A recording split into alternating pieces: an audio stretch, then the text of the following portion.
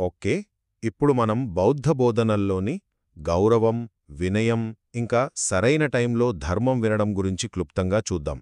అయితే ఇవి జస్ట్ నీతి సూత్రాలు కాదండోయ్, నిజానికి మన లైఫ్లో శాంతిని, ఆధ్యాత్మిక ఎదుగుదలని పెంచే ప్రాక్టికల్ విషయాలివి.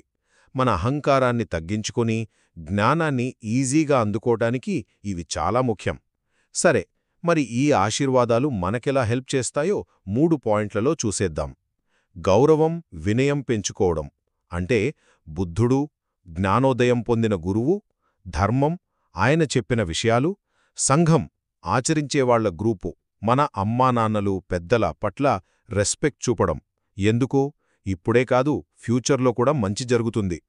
అలాగే వినయం అంటే అహంకారం లేకపోవడం. ఇది ధర్మం నేర్చుకోవడానికి బేసిక్. పాలిలో దీని అర్థం గారిలేనివారు, అంటే అహమనే గాలిలేనివాళ్లు తేలిగ్గా పట్టేస్తారన్నమాట. సంతృప్తి, కృతజ్ఞత అలవాటు చేసుకోవడం, మన దగ్గర ఉన్నదానితో తృప్తిగా ఉండటం, ముఖ్యంగా మనకు రోజూ కావలసిన వాటి విషయంలో. ఇదే అసలైన మనశ్శాంతినిస్తుంది. ఇది బద్ధకం కాదు సుమా, అనవసరమైన టెన్షన్స్ నుంచి బయటపడటం. అలాగే ఇతరులు చేసిన హెల్ప్ని గుర్తుపెట్టుకుని థ్యాంక్స్ చెప్పడం, కృతజ్ఞత. ఇది బంధాల్ని బలపరుస్తుంది. కృతజ్ఞత లేకపోతే ఒంటరితనం, గొడవలే మిగులుతాయి. సరైన టైంలో ధర్మం వినడం, కాలేన ధమ్మసవనం.